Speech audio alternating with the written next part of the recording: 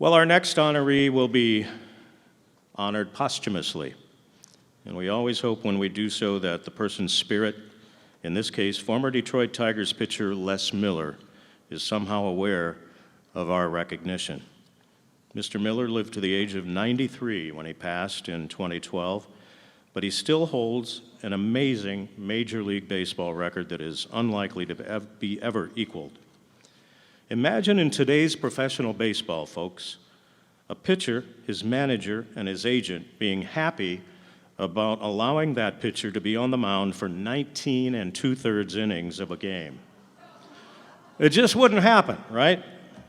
But that's what Les Mueller did in the 1945 season in an extra innings game against the Philadelphia Athletics, throwing north of 250 pitches on that day. And when the manager finally came out to bring in a reliever, he said, "The game's not over yet," and didn't want to come out. He pitched for the Tigers in the '45 World Series against the Cubs and earned a championship ring. Like many players of the time, his prime years were interrupted by serving in the armed forces in World War II. So he deserves to be honored for his service to the country as well. Please read more about Les and his baseball exploits in tonight's program. After baseball, he returned to Belleville to help run the family furniture business, which has been run by the Millers now through 4 generations. He was also a prominent Belleville leader as an alderman and founding member of the organization that established Citizens Park in Belleville, where local baseball continues to thrive. The Miller family, including Les's sons Linwood and Roger, are here with us tonight. Their cousin Gary, who you remember as a sports writer for the Post-Dispatch, is also with us. Your applause, please, for Les Mueller as we welcome him into the St. Louis Sports Hall of Fame.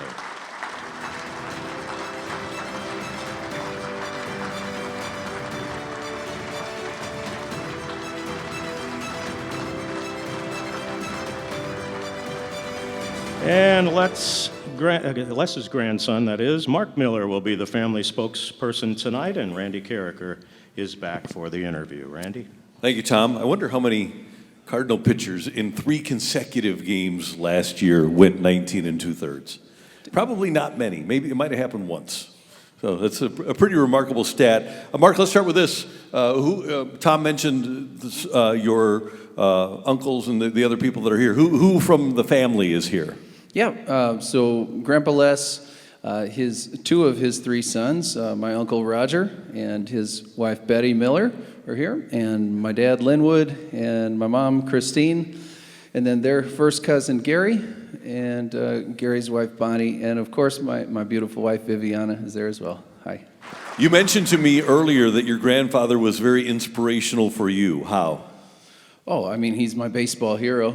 So I'm at this point in my life, I'm the oldest pitcher in the Montclair League, and it's just a love I have for the game that I can't give up. Summer in 1993, him and my dad took me to the Smithton Legion Field, taught me how to pitch, and 31 years later, I still love doing it.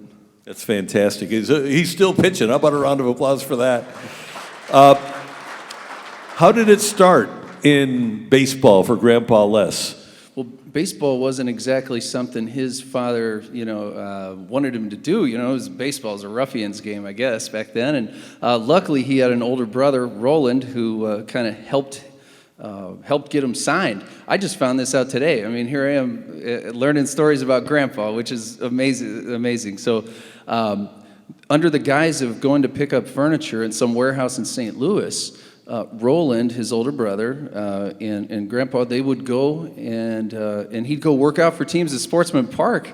So the Indians would be in town. He'd go throw for the Indians, Tigers. And he must have pitched really well for all of them because they were all trying to sign him out of high school. And his last couple of high school starts were difference makers, right?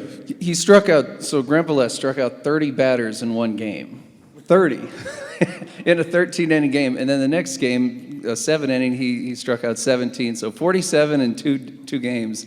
And everybody was thinking, it could be the next Bob Feller or something, just a phenom at that age. And so the Tigers come calling. What prompted him to sign with them? Well, there's a lot of different stories about how Grandpa got signed. I just heard one that he graduated high school, and as he stepped off the stage, the scout ran over there with a piece of paper and said, "Here, sign this. This is your contract." And he thought he was signing with Cleveland, maybe, but it turns out it was Detroit. So he gets to the minor leagues, gets to the majors very quickly, and makes his major league debut at Yankee Stadium, correct? No, in 41, makes his debut, and he wrote on a wood post in our warehouse, this is in 1938, to Detroit by 41, and he did it. He made it at the age of 22.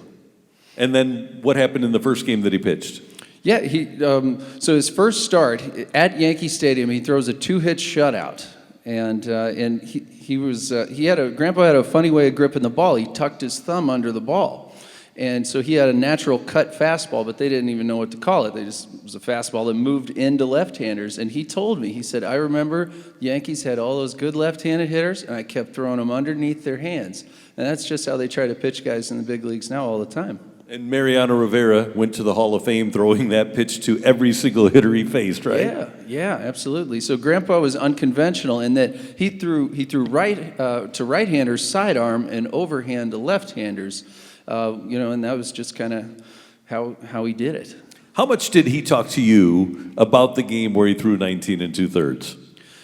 Yeah, I mean, it was like he grinded through the first 10 innings. He was pitching in and out of jams. There was a runner thrown out. Doc Kramer threw out a guy at home plate to keep it a 1-1 game. He gave up one unearned run, and then he must have just hit the zone. You know, athletes talk about getting in the zone. From the 11th through the 18th, he faced the minimum number of hitters. Only 2 base runners got on. He got double plays both times. So he got in a zone.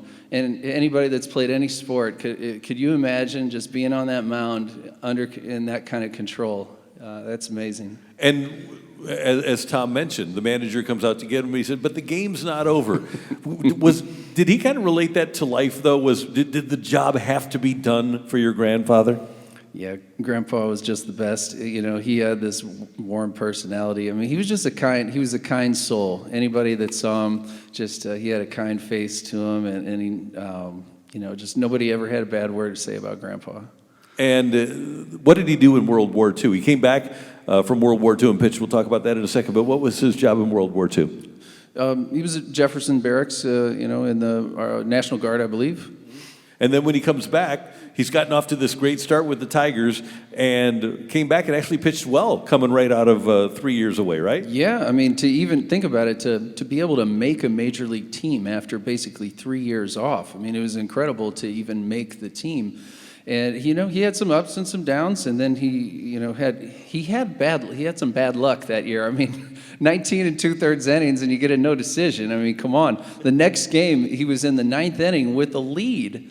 And so God knows how many pitches he had thrown in those 2 games, and they didn't pull him and bring in a closer or something. He had a 4-2 lead, and I think he lost the game 5-4. So he pitched, all these innings, gave up very little runs, and had an 0-1 record to show for it. So it was tough sledding in 45. And then you were telling me a story that obviously the Cubs did go to the World Series and win it in 2016, but there's a statistic about your grandpa in regards to the Cubs in the World Series.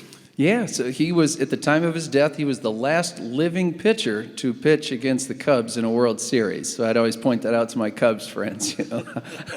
Yeah, and then the Cubs had to go and ruin it. And finally, we talk in sports, we use the word hero a lot. I know that from your perspective, personally, he was a heroic figure, but overall, it seems like Les Miller was a very heroic figure.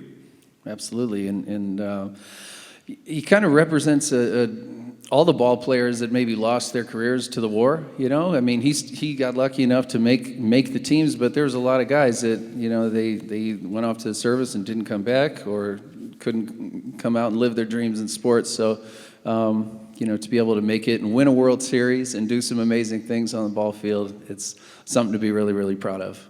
It sure is, and we can tell how proud you and your family are of your grandfather. Ladies and gentlemen, enshrined tonight into the St. Louis Sports Hall of Fame, Les Miller, represented by his grandson, Mark.